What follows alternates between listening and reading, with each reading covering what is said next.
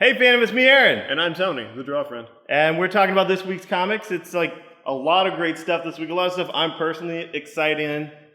We'll start with something you're more excited with, AVENGERS X9. It's fantastic. It's obviously we've got, 3 issues left before the end of the series and things are starting to ramp up. You're seeing the various characters who have been infected with the Phoenix Force, how it's corrupting them. A little bit of a sibling spat between the Rasputins. Right.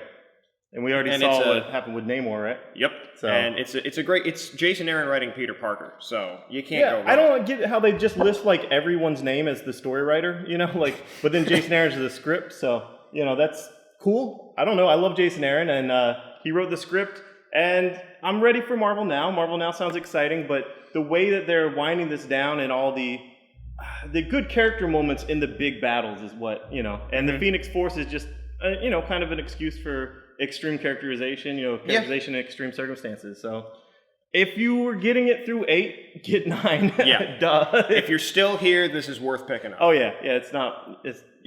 Hawkeye #1. Brilliant. I really liked it. I like Matt Fraction when he's on a solo character. I really dig that. He really digs deep and does some cool small things that just are heavy and stay with me. Like this, it's a dog. Yep. And, it's kind of like his Iron Fist with, even Aja on the art. And the art is freaking... It's gorgeous. It works. It works with this. I don't know. Hawkeye. Give him a shot. If you like Hawkeye at all, try it, I was kind of just tertiarily interested in the character, and this blew me away. I love this book. The creative team, they're great together. When they're together, it's, better than the parts separately, But... I'm digging it. From deep character moments to Deadpool kills the Marvel Universe. It's ridiculous. He destroys the Fantastic Four, and the things we say, well, this person could do this person, and they do all those things. They all do their, nuclear options. Invisible Woman Storm does her nuclear option, and it's not something that deters Deadpool.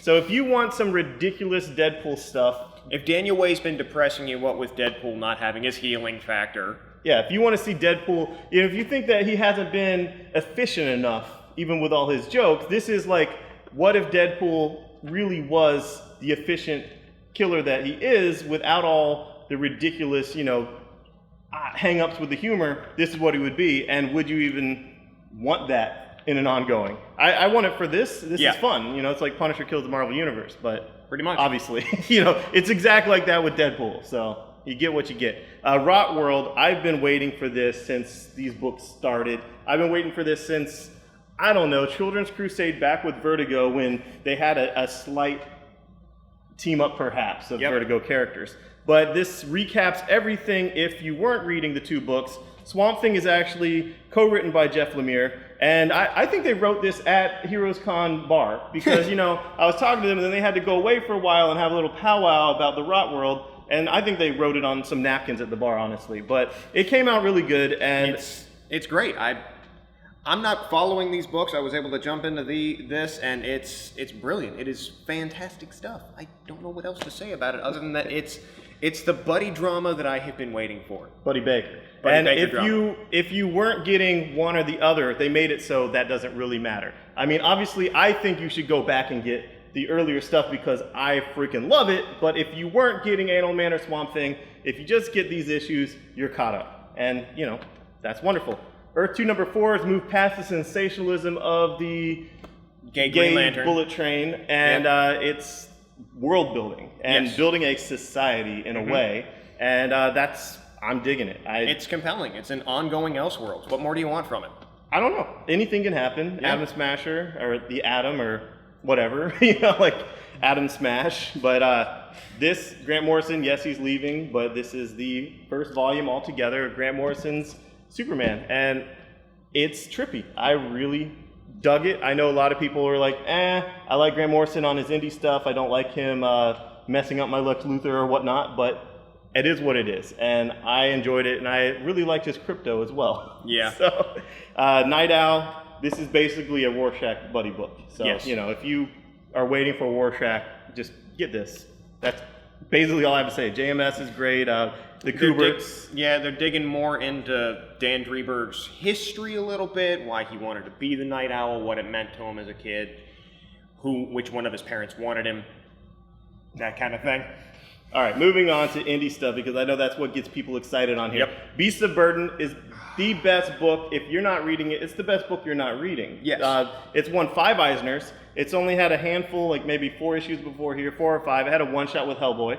And just best art 3 years in a row, best painting multimedia art with Jill Thompson. And essentially, it's like Scooby-Doo if they were all dogs. Yeah. All right, so Scooby's a cat, and the rest of the gang are all dogs. Let's face it, you guys on the internet, you know you look at cute animal pictures. Now imagine those cute animals fighting the supernatural. Yeah, fighting goblins and whatnot. Yep. And it's cool. I really dig it, and I like the interactions with dogs and a cat, and it's very cute. Evan Dorkin writes it, who did Milk and Cheese and Space Ghost Coast to Coast, and a lot of good humor stuff. So it's dark humor, and it's cute, and this is very titillating to me. Yes. So, and I love to support Evan Dorkin and Jill Thompson because they're wonderful creators, and they deserve it. And you will enjoy it. I know it's unfortunate it's called Neighborhood Watch, and we're really close to Sanford, where that neighborhood watchman killed Trayvon, but just, you know, maybe I'll George Zimmerman's dog is not in this book. Right. It's okay.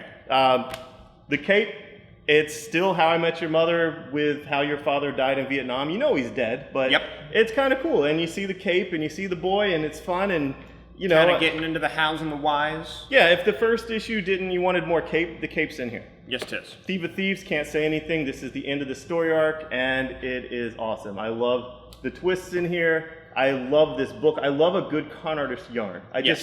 And I really dug. I don't know. I don't want to spoil anything, but you know, it's a shame to see Spencer leaving the book, but he has left his mark on the character and the world that Kirkman has given him. And the theme is so pronounced that you can steal anything from anyone if you really wanted to, but you're not keeping what's real to you. If you chase after another man's treasure, you lose your own. So, you know, he can get anything but the life he left behind. Yes. So, I mean, it's good. I don't know. I love a good crime story that is also a moral tale, a cautionary tale. Like, I like that. Like, if that's a subgenre of crime, that's what I like. Matchstick Men, the movie. Yes. And finally, Mysteryman, All About Eve. This is a book that Diamond is not putting out. This is a book that I got because I guess I'm on Bleeding Cool, and the dude sent me a PDF, and I freaking loved it. It's brilliant. It's in the same vein as Sacrifice in this distribution. Stores can get it that want it. They have to commit to at least 10 issues, and it's great. It's set. Oh no, you have to buy 10 issues. You can't sell those. And the art is from the dude from Stumptown that won an Eisner. So the writer, Matthew Todd, has not written comics before. He does a lot of comic reviews and whatnot. But the concept is freaking brilliant. When I heard it, it just like, why hasn't anyone thought of it? It's the Red Scare. He got blacklisted. He's a stuntman in Hollywood. Yes, a former army guy that became a stuntman, got blacklisted. The American public hates him. They think he's a communist. He's not a communist. So what he does is he puts on a mask to do all these great things wearing a mask to win back the American public because America loves a hero, and then take off the mask. What hero has put on a mask and created a secret identity simply just to reveal his identity? I don't know. I'm not... None? I don't know. Maybe. But maybe Booster Gold, but he didn't really...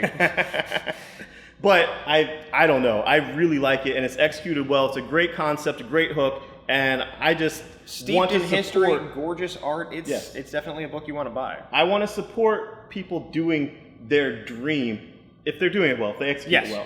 And, you know, that's what I want to support. So, you know, this is great. Those of you who suck, you know who you are. And beyond that, here at a comic shop, we got Nerdapalooza this weekend. It's the big nerd music fest with the Proto-Men and everybody. It's going to be Friday's free. Saturday and Sunday you have to pay. And then Sunday night, also free here at the Geek Easy. We're going to have an after-party 8-bit rave thing with...